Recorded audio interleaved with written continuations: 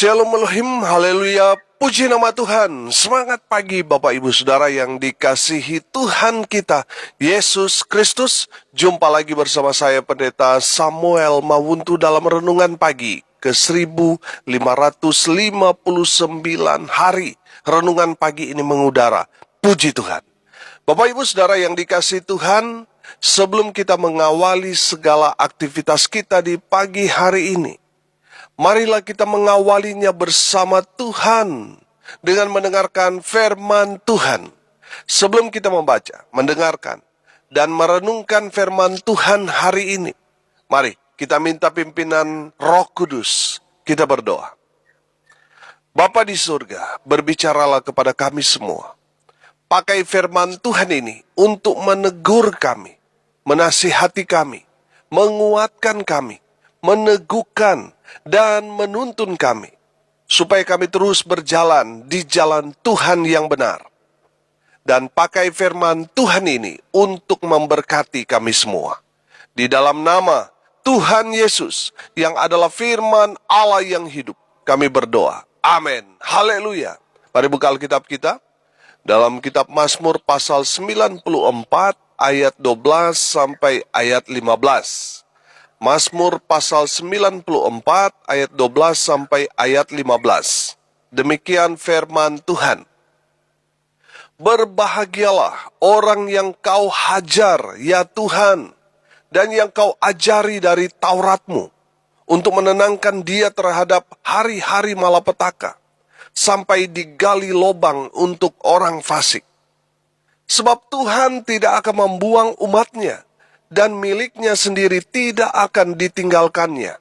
Sebab hukum akan kembali kepada keadilan, dan akan diikuti oleh semua orang yang tulus hati. Amin. Haleluya. Bapak Ibu Saudara yang diberkati Tuhan, ada berapa banyak orang yang menganggap teguran Tuhan adalah malapetaka bagi mereka. Padahal tidak semua seperti itu, saudara. Firman Tuhan ini berkata, berbahagialah orang yang kau hajar. Amin. Dalam terjemahan versi mudah dibaca, dikatakan di sana seperti ini. Ya Tuhan, berkat-berkat ada bagi orang yang kau hajar, bagi mereka yang kau ajar dari hukum-Mu. Amin. Haleluya. Bapak Ibu Saudara yang dikasihi Tuhan, teguran Tuhan adalah bentuk pendisiplinan kepada umat Tuhan agar mereka hidup sesuai dengan firman Tuhan. Amin. Coba saudara bayangkan, seandainya Tuhan tidak memberikan pendisiplinan, teguran, hukuman kepada umat Tuhan. Mereka yang sudah melanggar perintah Tuhan tidak ditegur, tidak dihukum. Saya yakin pasti tidak ada yang hidup takut akan Tuhan. Betul? Kenapa? Karena mereka tidak melihat hukuman atau akibat dari pelanggaran perbuatan mereka. Bapak Ibu Saudara yang dikasihi Tuhan, Tuhan menghajar umatnya, menghajar jemaat Tuhan bukan karena Tuhan benci, tetapi karena Tuhan mengasihi umatnya. Amin. Tuhan mau saudara dan saya sebagai jemaat hidup dalam ketaatan. Supaya apa? Supaya kita menikmati berkat Tuhan. Amin. Haleluya. Wahyu 3 ayat 19 berkata begini. Barang siapa ku kasihi, ia ku tegur dan ku hajar. Sebab itu relakanlah hatimu dan bertobatlah. Haleluya. Saudara perhatikan tanda baca setelah kata bertobatlah. Ada tanda apa? Tanda seru. Berarti ini satu seruan dari yang berkata. Siapa yang berbicara di sini? Tuhan. Amin. Tuhan mau bilang begini. Orang yang ditegur oleh firman Tuhan dan dihajar melalui kehidupan, entah itu dipukul pakai rotan atau dicubit sehingga kita mengalami kesakitan, itu bukan karena Tuhan membenci kita, bukan. Tetapi sebaliknya, itu karena cinta Tuhan, itu karena kasih sayang Tuhan kepada saudara dan saya. Amin. Makanya ketika kita salah, kita melanggar firman Tuhan, kita langsung ditegur. Kita langsung diproses, diajar, supaya kita belajar hidup benar. Amin. Kenapa ketika kita salah kita dihajar? Karena kita anak-anaknya. Anak-anak Allah. Amin. Anak-anak saya pernah berkata begini, papa sama mama sama aja. Kita nggak salah, kita yang dimarahin. Padahal anak lain yang nakal, tapi kita yang dimarahin. Saya bilang begini ke anak-anak, kamu tahu kenapa papa dan mama marahin kalian? Karena kalian itu anak-anak papa dan mama, iya kan? Kalau anak orang yang papa mama marah bisa jadi masalah. Orang tua dengan orang tua bisa berantem, sudah betul nggak? Terkadang untuk menegur anak, orang tua memakai ilmu main biliar. Kita tegur ke anak kita, padahal itu untuk semua anak-anak yang ada di situ. Bapak Ibu Saudara yang dikasihi Tuhan, kalau saudara ditegur dan dihajar, berbahagialah saudara. Karena saudara disebut anak-anak Allah. Haleluya. Saudara yang diberkati Tuhan, Tuhan menegur kita melalui apa? Melalui firman Tuhan, melalui renungan yang saudara dengar, khotbah, melalui hamba Tuhan, dan lain sebagainya. Kalau kita ditegur, ya segera bertobat. Saya belajar bahwa teguran Tuhan itu adalah peringatan dini. Kalau kita tidak menerima teguran itu, maka Tuhan yang akan menghajar kita. Kalau Tuhan menghajar kita, bisa saja melalui sakit penyakit, kecelakaan, kebangkrutan, dan lain sebagainya. Saudara perhatikan, semua yang terjadi setelah Tuhan menghajar kita, semuanya dimulai dari apa? Teguran. Amin. Bapak Ibu Saudara yang dikasihi Tuhan, jangan sensi, jangan emosi, jangan marah, jangan tersinggung kepada orang yang menegur kita. Apalagi dia yang menegur kita, hamba Tuhan. Amin. Celakanya lagi saudara, ada hamba Tuhan tapi tidak berani menegur jemaatnya yang sudah nyata-nyata hidup dalam dosa, hidup tidak benar. Ini saya namakan hamba Tuhan yang jahat. Hamba Tuhan yang munafik. Mau kelihatan baik, tapi sebenarnya tidak mengasihi jemaat. Sebaliknya jemaat melihat bahwa hamba Tuhan yang juga suka menegur jemaat yang hidup dalam dosa, mereka menganggap, ini hamba Tuhan resek nih. Kalau sistem gerejanya Protestan, pendetanya hanya ditempatkan di gereja tersebut, dan setiap 5 tahun dimutasi biasanya, pendeta bisa dimutasi, saudara, sama jemaat. Biasanya pendetanya yang takut tegur jemaat, karena takut dimutasi. Mereka masa bodoh dengan apa yang terjadi di tengah jemaat. Karena mereka takut dimutasi ke pedalaman, atau takut nanti tidak pegang jemaat lagi. Akhirnya pendeta ini tidak lagi menegur jemaatnya. Trauma pendetanya, saudara, karena takut dimutasi. Kalau pendetanya sudah takut, karena takut karir pelayanannya ternoda karena ada penolakan di jemaat, pasti pendeta itu tidak akan berani khotbah tentang dosa di gereja itu. Pendeta itu hanya khotbah yang sedap didengar jemaat, cari aman. Sehingga jemaat yang hidup dalam dosa, mereka tidak sadar-sadar, tidak bertobat. Karena apa? Karena tidak ada hamba Tuhan yang berani menegur mereka. Saudara yang dikasihi Tuhan, kalau keadaannya seperti itu, wah, celaka saudara. Jemaat sama hamba Tuhan celaka, Tuhan akan minta pertanggungjawaban. Bapak Ibu Saudara yang dikasihi Tuhan, saudara sebagai jemaat, dengar baik.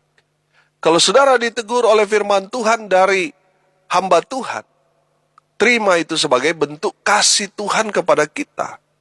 Kita ditegur karena Tuhan mengasihi kita. Amin. Haleluya.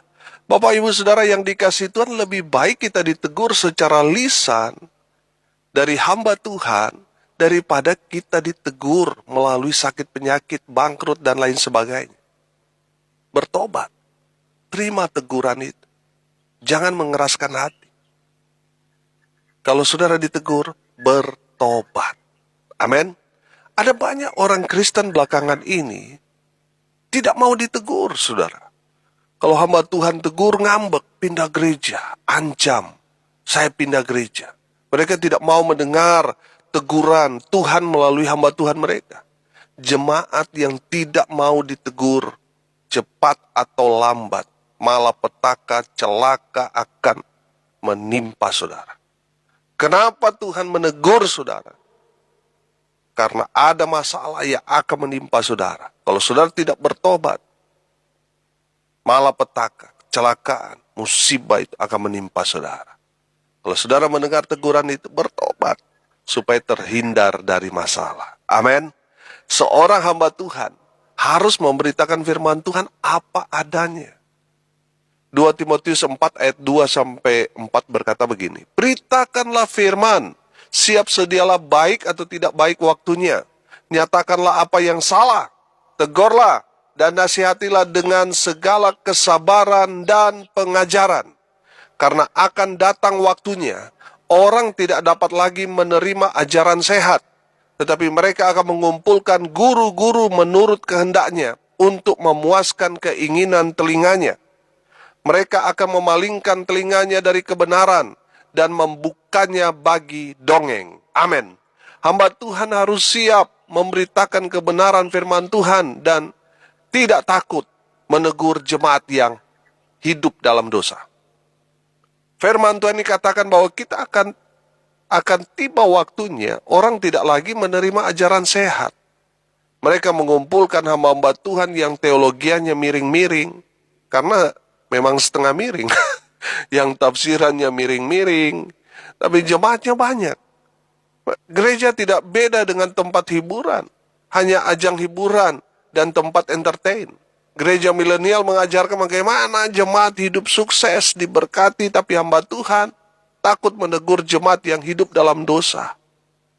Apalagi kalau jemaat itu kaya, suka memberi saudara di gereja, menjadi penopang dalam pelayanan. Wah, hamba Tuhan itu pasti akan tutup mata, saudara. Takut menegur, nanti pindah gereja, saudara, bisa pincang perekonomian. Bapak Ibu Saudara yang dikasihi Tuhan, sebagai jemaat jangan anti kritik. Kalau saudara ditegur firman Tuhan, bertobat. Amin. Sebelum malapetaka datang menimpa saudara. Mazmur 94 ayat 12-13 berkata begini, berbahagialah orang yang kau hajar, ya Tuhan, dan yang kau ajari dari Taurat, untuk menenangkan dia terhadap hari-hari malapetaka, sampai digali lubang untuk orang fasik. Haleluya. Bapak Ibu Saudara yang diberkati Tuhan, teguran Tuhan akan menyelamatkan kita di hari malapetaka, di hari sial. Teguran Tuhan akan menyelamatkan kita. Amin. Tapi mereka yang mengabaikan teguran, Tuhan akan menimpakan mereka malapetaka. Ayat 14 dan 15. Sebab Tuhan tidak akan membuang umatnya dan miliknya sendiri tidak akan ditinggalkannya. Sebab hukum akan kembali kepada keadilan dan akan diikuti oleh semua orang yang tulus hati. Haleluya. Bapak Ibu Saudara yang diberkati Tuhan, kalau Tuhan menegur kita, itu bukan kiamat buat kita, bukan. Tuhan menegur kita supaya kita tetap hidup di dalam Dia. Tuhan tidak akan membuang saudara yang sudah berlumuran penuh dengan dosa. Tuhan tidak akan membuang saudara. Walau saudara, kalau sudah bertobat, Tuhan akan menyucikan saudara, menguduskan saudara. Amin. Makanya kalau ada yang melanggar, Tuhan tegur. Kalau masih belum sadar, belum bertobat, Tuhan akan menghajar. Itu pun demi kebaikan kita. Supaya kita umatnya bertobat dan kembali ke jalan Tuhan. Amin. Tuhan menghajar kita. Karena Dia sangat mengasihi saudara dan saya. Haleluya. Bapak Ibu Saudara yang diberkati Tuhan, jangan keraskan hatimu. Kalau hari ini saudara ditegur oleh firman Tuhan ini, jangan keraskan sama seperti umat Israel yang ada di Meriba. Seperti pada hari di mana mereka ada di padang gurun. Apa yang terjadi di Meriba? Mereka tidak mau mendengar teguran Tuhan. Dan apa yang terjadi? Mereka hanya melihat, tetapi mereka tidak masuk di tanah yang dijanjikan Tuhan kepada mereka. Kenapa mereka tidak bisa masuk? Karena tidak mau mendengarkan teguran Tuhan.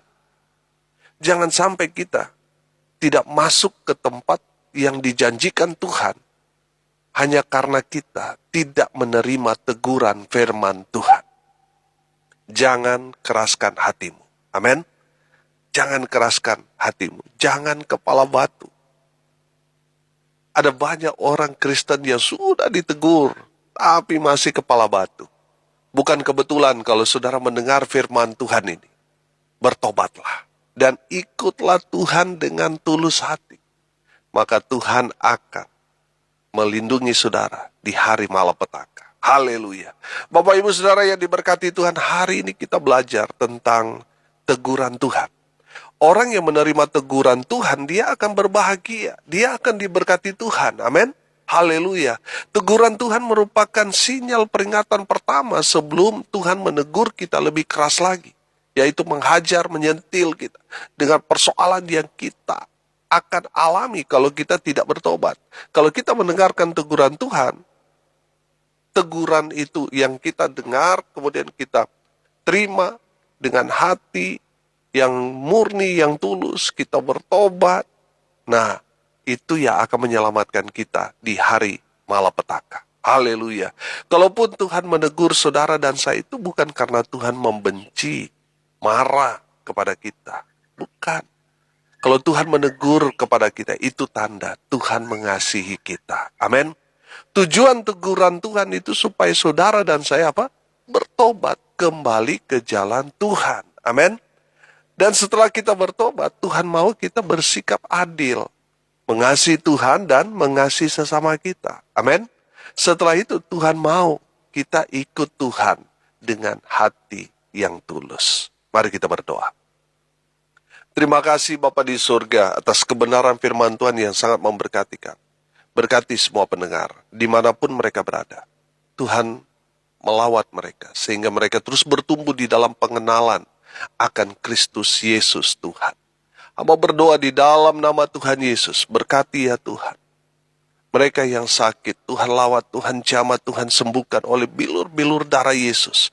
Mereka yang sakit disembuhkan. Mereka yang saat ini sedang berduka cita, Tuhan memberikan penghiburan, khusus untuk sepupu hamba, almarhum Kak David Mudeng yang Tuhan sudah panggil kembali ke rumah Bapa. Tuhan memberikan kekuatan kepada keluarga besar Mudeng Mantiri dimanapun berada, anak cucunya. Tuhan berikan penguatan iman di dalam nama Tuhan Yesus. Mau berdoa ya Tuhan, berkati sampai proses pemakaman berjalan dengan lancar, dengan baik, nama Tuhan dipermuliakan. Hamba berdoa ya Tuhan, biarlah berkat Tuhan turun memenuhi semua pendengar. Bapak Ibu Saudara yang dikasihi Tuhan, arahkanlah hatimu dan terimalah berkat dari Tuhan Yesus. Tuhan memberkati engkau dan melindungi engkau. Tuhan menyinari engkau dengan wajah-Nya dan memberi engkau kasih karunia. Tuhan menghadapkan wajah-Nya kepadamu dan memberi engkau damai sejahtera. Di dalam nama Tuhan Yesus, sumber segala berkat. Bapak Ibu Saudara yang percaya diberkati Tuhan, katakan amin. Puji Tuhan. Bapak Ibu Saudara yang dikasihi Tuhan, kalau saudara merasa diberkati melalui renungan pagi ini, bagikan juga kepada saudara-saudara yang lain, supaya mereka juga diberkati, karena untuk itulah kita dipanggil, untuk jadi berkat. Salam kasih dari Bali, saya Pendeta Samuel Mawuntu, sampai jumpa besok pagi. Tuhan Yesus memberkati kita semua. Haleluya.